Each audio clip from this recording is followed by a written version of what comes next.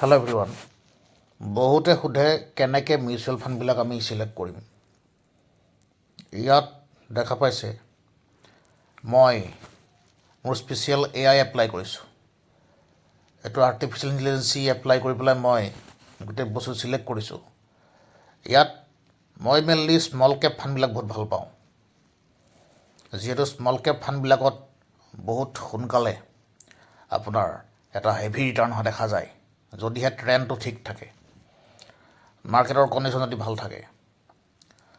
আৰু মোৰ কাৰণে জেনেৰেলি স্মল কেপ ফাণ্ডবিলাক ভাল হয়, কিন্তু যিসকল নতুন প্লেয়াৰ আছে তেওঁলোকে মিড কেপ বা যিবিলাক মাল্টি কেপ ফাণ্ড থাকে সেইবিলাকত লগাব পাৰে বা হাইব্ৰিড ফাণ্ডবিলাকত লগাব পাৰে। এতিয়া আৰু লাৰ্জ কেপ ফাণ্ডবিলাকত কি হয়, গ্ৰ'থটো বহুত কম হয়।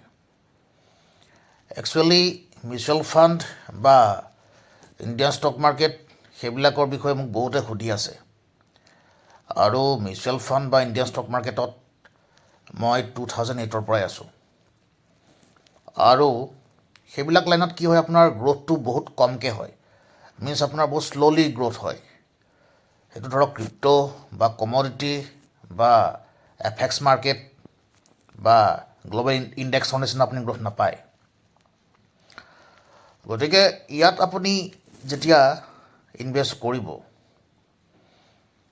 ইয়াত চাওক মই লিখিছোঁ top small cap mutual fund in India for 2025 investment include quant small cap fund, Bandhan small cap fund, Tata small cap. ইয়াত দেখা পাইছে 3 years and 5 years ৰিটাৰ্ণ, কি পাৰফৰ্মেঞ্চ। ইয়াতে মোৰ স্পেচিয়েল আৰ্টিফিচিয়েল ইণ্টেলিজেঞ্চিয়ে 4টা ফাণ্ড ছিলেক্ট কৰিছে। পাৰফৰ্মেঞ্চ ইয়াত কম্পেৰিজন কৰি পেলাই এতিয়া fund name quant small cap fund, এটা 1 year ৰিটাৰ্ণ -37। এতিয়া বহুতে ভাবে যে মিউচুৱেল ফাণ্ডত আপুনি SIP কৰিলে বা ইনভেষ্ট কৰিলে পইচাটো অহাটো বা প্ৰত্যেক বছৰে আপোনাৰ 15% 20% আহিব, কিন্তু তেনেকুৱা বস্তুটো নহয়। এই বস্তুটো একচুৱেলি মাৰ্কেটৰ গ্ৰ'থটোৰ লগতহে ডিপেণ্ড কৰে। এই ফাণ্ডবিলাকে মাৰ্কেটক অভাৰটেক কৰিব নোৱাৰে, মাৰ্কেটৰ গ্ৰ'থটোৰ লগতহে গোটেই বস্তুটো কৰি থাকে। গতিকে যদি মাৰ্কেট ডাউনত থাকে ফাণ্ডো ডাউনত থাকিব, মাৰ্কেট আপত থাকিলে ফাণ্ড আপত থাকিব। কিন্তু বস্তুটো কি, স্মল কেপ ফাণ্ডবিলাক যথেষ্ট আপোনাৰ ৰিটাৰ্ণটো ভাল যদিহে মাৰ্কেট আপ ট্ৰেণ্ডত থাকে। আৰু মিউচুৱেল ফাণ্ডবিলাকে শ্বৰ্ট চেল কৰিব নোৱাৰে। আমি যেনেকৈ ট্ৰেডিং বা ছুইং ট্ৰেডিং বা পজিশ্যন ট্ৰেডিঙত একচুৱেলি 1 বছৰৰ কাৰণে আমি ট্ৰেডিং কৰিলেও সেইটো পজিশ্যন ট্ৰেডিং বুলিয়ে কয়। আমি শ্বৰ্ট চেল কৰি ৰাখি দিব পাৰোঁ। আমি গ্ল'বেল মাৰ্কেটত ক্ৰিপ্টো সেইবিলাকত আমি 1 বছৰলৈকে শ্বৰ্ট চেল কৰি ৰাখি দিব পাৰোঁ। মাৰ্কেট যিমান তললৈকে আহিব প্ৰফিট হৈ থাকিব আমাৰ। কিন্তু মিউচুৱেল ফাণ্ডত সেইটো ছিষ্টেম নাই। মিউচুৱেল ফাণ্ডত শ্বৰ্ট চেল কৰিব নোৱাৰি।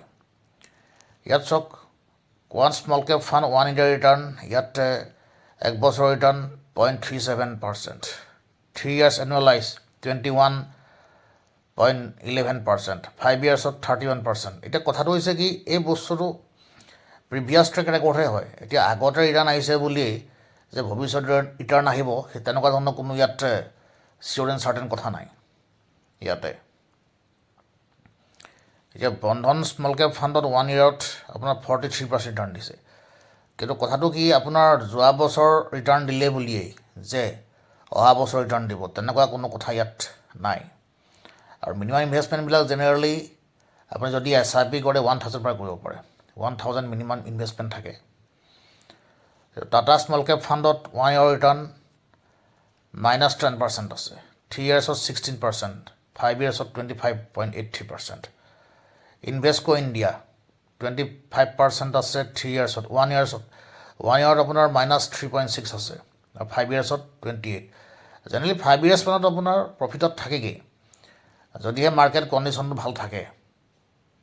কিন্তু আপুনি গ্ল'বেল মাৰ্কেটত যদি কৰে 1 yearত আপোনাৰ যদি টেকনিকেল এনালাইচিছ জানে, এতিয়া ধৰক তেতিয়া 1 মাহতে আপোনাৰ 8% বা 10% হয়, 1 মাহত আপুনি টেকনিকেল এনালাইচিছ যদি জানে। কিন্তু সেইটো বস্তু যদি আপুনি বিচাৰে ইয়াত নাপায়। কিন্তু আপুনি যদি টেকনিকেল এনালাইচিছ জানে, ইয়াত আৰু এটা কথা আছে কি, ইয়াত এখন ফেক্ট শ্বীট পায়। ইয়াত ইনভেষ্টমেণ্ট কনচিডাৰেশ্যন ইয়াত কিছুমান ফেক চিট পায়, মই বস্তু দেখুৱাইছোঁ আপোনাক।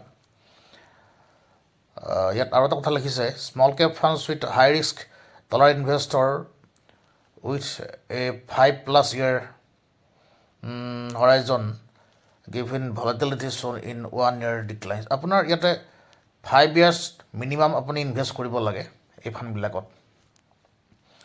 আপুনি 5 years মিনিমাম কৰিলে আপোনাৰ প্ৰফিটটো আহে, কিন্তু কিছুমান ক্ষেত্ৰত আপুনি 5 years ইনভেষ্ট কৰিলেও কিছুমান ফাণ্ডত প্ৰফিট নাহিব পাৰে, মাৰ্কেট ওপৰলৈ গৈ থাকিলেও নাহিব পাৰে।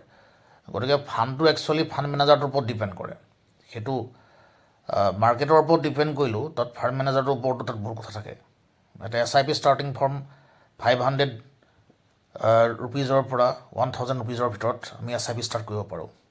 মডাৰেটলি হাই ৰিস্ক, ভেৰি হাই, ভেৰি ল', একদম নতুন যিসকল প্লেয়াৰ থাকে মাৰ্কেটত তেওঁলোকৰ কাৰণে এইটো ছিষ্টেম ভাল হয়। আপুনি মিউচুৱেল ফাণ্ডত হওক বা SIP হওক, সেইবিলাক একদম নতুন প্লেয়াৰবিলাকৰ কাৰণে ভাল।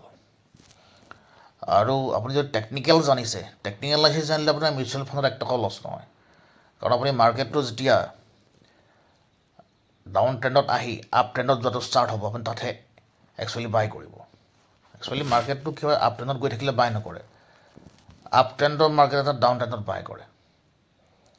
কিন্তু মিউচুৱেল ফাণ্ডবিলাকৰ চবতকৈ ডাঙৰ মাইনাছ পইণ্টটো হৈছে কি, মিউচুৱেল ফাণ্ডত আপুনি শ্বৰ্ট চেল কৰিব নোৱাৰে, সেইটো এটা মাইনাছ পইণ্ট হয়। আৰু এটা মাইনাছ পইণ্ট আছে মিউচুৱেল ফাণ্ডত, এইটো এটা বহুত লং টাৰ্মতহে গ্ৰ'থ হোৱা দেখা যায়। তেওঁলোকে যিটো কথা কয় আপোনাৰ ধৰক এই বছৰত ইমান টকা আহিব, লাষ্ট বছৰত আপোনাৰ 48% 1 year ৰিটাৰ্ণ দিছে বুলিয়েই আপোনাৰ অহা ধৰক 2-3 বছৰতো আহিব, এইবিলাক কথা মিউচুৱেল ফাণ্ডত আপোনাৰ এপ্লিকেবল নহয়।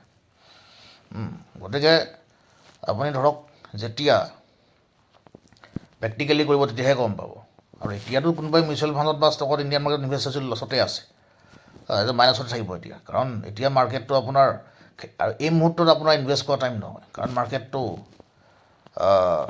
এতিয়া ধৰক যথেষ্ট এটা ক্ৰিটিকেল ছিটুৱেশ্যনত আছে, এটা ক্ৰুচিয়েল পইণ্টত আছে, আৰু ছেমি লেভেলতে মাৰ্কেটটো কৰি আছে। আচ্ছা, ইয়াত মই দেখুৱাইছোঁ, এতিয়া চাব পাৰে, এটা ইনভেষ্টকো ইণ্ডিয়া স্মল কেপ ফাণ্ড, ইয়াত ফেক্ট শ্বীটখন বিচাৰিছিলোঁ মই। ইয়াত এটা ফেক্ট শ্বীট থাকে, ফেক্ট শ্বীটখনত কি হয়, যিকোনো এটা মিউচুৱেল ফাণ্ডে কি ষ্টকত ইনভেষ্ট কৰিছে সেই ষ্টকবিলাকৰ লিষ্টখন আমি পাওঁ, আৰু তাৰ ফাৰ্ষ্ট, ছেকেণ্ড আৰু থাৰ্ড যিটো ষ্টক থাকে, সেই ষ্টকটো যদি আপুনি ইনভেষ্ট কৰে আপোনাৰ এটা ভাল প্ৰফিট হ'ব পাৰে। তেতিয়া ডাইৰেক্ট মিউচুৱেল ফাণ্ড ইনভেষ্ট কৰিব দৰকাৰ নাই, কাৰণ মিউচুৱেল ফাণ্ড ডাইৰেক্ট ইনভেষ্ট কৰিলে আপোনাৰ যিমান প্ৰফিট হ'ব, ছাপ'জ মই ধৰি ললোঁ ফাণ্ডটোৱে 1 বছৰত মই ধৰি ললোঁ আপোনাৰ 30% তেওঁলোকে ইনকাম কৰিছে, গতিকে 15% to 20% তেওঁলোকে নিজে ৰাখি থয়, তাৰ বাকীখিনিহে ক্লায়েণ্টক দিয়ে। গতিকে যদি আপুনি নিজে ইনভেষ্ট কৰে, ছাপ'জ ধৰি লওক এটা ভাল ফাণ্ড এটা আছে, ফাণ্ডকেইটাৰ আপুনি ফেক্ট শ্বীটখনত যাব, ফেক্ট শ্বীটটোত গৈ পেলাই কি ষ্টকত তেওঁলোকে ইনভেষ্ট কৰিছে সেইটো চাব, ফাৰ্ষ্ট, ছেকেণ্ড আৰু থাৰ্ড চব চাব নালাগে, গৈ পেলাই সেই ষ্টকটো ডাইৰেক্টলি কিনি ৰাখি দিয়ক টেকনিকেল ছিগনেল চাই। ইয়াত নেভ আছে, ইয়াতে the first net asset value stand for 46 for regular growth. ইয়াত মই এটা বস্তু দেখুৱাইছোঁ, কি পৰ্টফলিঅ' হোল্ডিং, সেইটো বহুত দৰকাৰী বস্তু। Top holding include Sai life science, এইটো এটা কোম্পানী আছে, Krishna institute of medical science, চুইগিত আছে, ইয়াতে JK Lakshmi cement, multi commodity exchange MCX, diversify across health care services, construction and financial with 65 to 100% small cap allocation. ইয়াতে মেইন ইয়াতে এইকেইটাতে হোল্ডিং আছে, মেইন ষ্টক। এই আপোনাৰ যিটো ফাণ্ডৰ কথা কৈছোঁ মই, Invesco India small cap fund, তাত মেইনলি আপোনাৰ ইয়াতে হোল্ডিং আছে চাই লাইফ ছায়েন্স 5.2% আছে, Krishna institute of medical science 5.1%, Swiggy আছে 4.1%, JK Lakshmi cement 2.9%, multi commodity exchange MCX 2.8%।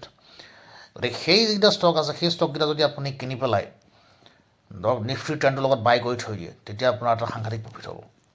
কিন্তু এতিয়া নহয়, এতিয়া আপোনাৰ টেকনিকেল ছিগনেল পাব লাগিব, কাৰণ এতিয়া মাৰ্কেটটোত আপুনি মিউচুৱেল ফাণ্ডে কৰক বা ষ্টকতে কৰক, আপোনাৰ তেনেকুৱা এটা ৰিটাৰ্ণ নাপায় বা আপোনাৰ ধৰক প্ৰফিটৰ মুখ নেদেখে।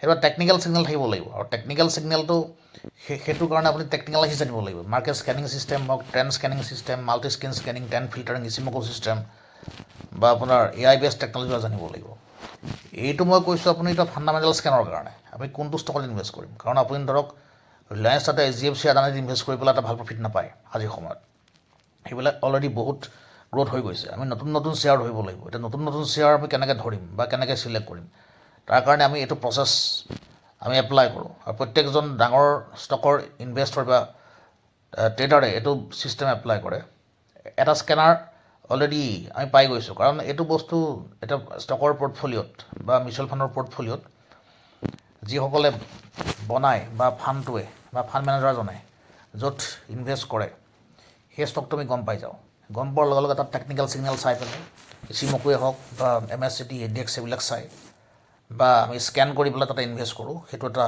অতি ধুনীয়া আমাৰ প্ৰফিট হয় আজি মই দেখুৱালোঁ আমি কেনেকৈ মিউচুৱেল ফাণ্ডৰ পৰা এটা ষ্টক আমি ছিলেক্ট কৰিব পাৰোঁ কিন্তু কথাটো কি মিউচুৱেল ফাণ্ডটো আমি যেনেকৈ দেখুওৱা যায় তেনেকুৱা ছিষ্টেমটো নহয়গৈ বহুতে কয় যে মিউচুৱেল ফাণ্ডৰ পৰ্টফলিঅ' ৰেট হৈ আছে মোক পৰহিও কৈছে দুজন মানে ষ্টকৰ পৰ্টফলিঅ' ৰেট হৈ আছে কাৰণ কি আপুনি যদি টেকনিকেলছ নাজানে আপুনি মিউচুৱেল ফাণ্ডেই হওক ষ্টকতেই হওক কমডিটিয়ে হওক ফৰেক্সেই হওক ক্ৰিপ্ট'ই হওক আপোনাৰ পৰ্টফলিঅ'টো সদায় ৰঙাই থাকিব সেইটো নীলা বা ব্লু বা গ্ৰীণ কেতিয়াও নহয় গতিকে আমি আহক টেকনিকেল শিকোঁ আৰু ফাণ্ডামেণ্টেল চ'ৰ্চটো আমাৰ এটা প্ৰিলিমিনেৰী চ'ৰ্চ হয় আৰু ফাণ্ডামেণ্টেলটো আপুনি ধৰক যিকোনো চ'ৰ্চত আপুনি গম পাই যায় সেইটো নতুনকৈ শিকিবলৈ তাত কথা নাই টেকনিকেল ছিগনেল আপুনি বাই বা চেল কেনেকৈ কৰে এণ্ট্ৰি এক্সিট পইণ্ট আপুনি শিকিবই লাগিব সেইটো চায়েন্স হয় থেংক ইউ